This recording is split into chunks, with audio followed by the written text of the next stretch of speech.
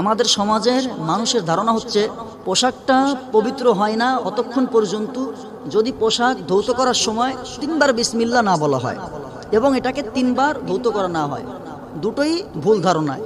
এটা হাদিস এবং কোরআনে কোথাও এটা পাওয়া যায় না, বা এটা শরিয়াতে কোনো দলিল পাওয়া যায় না।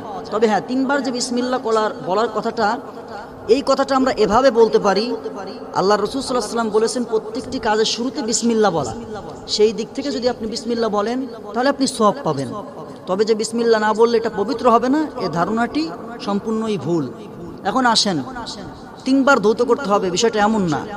আপনার যতক্ষণ পর্যন্ত প্রবল ধারণা না হবে যে আপনার কাপড়টা পবিত্র হয়ে গেছে অথবা নাপাকিটা দূর হয়ে গেছে, ততবার আপনাকে এটা কি করতে হবে? ধৌত করতে হবে। এই যে কাপড়টা এখানে আছে, এই কাপড়টা মনে করেন যে 2 ভাবে ধৌত করতে হবে, 2 ভাবে পাক করা যায়। এক, মনে করেন যে নাপাকিটা এখানে লেগেছে এক সাইডে, বা যেখানে যেখানে নাপাকি লেগে আছে এটাকে আপনি ঘষে অথবা পানি দিয়ে ধৌত করে ফেলবেন, তাহলে এটা পবিত্র হয়ে যাচ্ছে। আরেকটা হলো যে নাপাকিটা লেগেছিল, এখন এটা শুকায় গেছে, কোথায় লাগছে জানা নাই, এখন কি করতে হবে? এখন এটাকে আর এক জায়গায় ধুয়ে ফেললেই হবে না। আপনি যে পাত্রের ভিতরে পানি নিলেন, পানি নেওয়ার পরে এটাকে সেই পানির ভিতরে ছেড়ে দিবেন, দেওয়ার পরে সুন্দর করে এই নাপাকি জায়গাটা সুন্দর করে ধুয়ে ফেলবেন।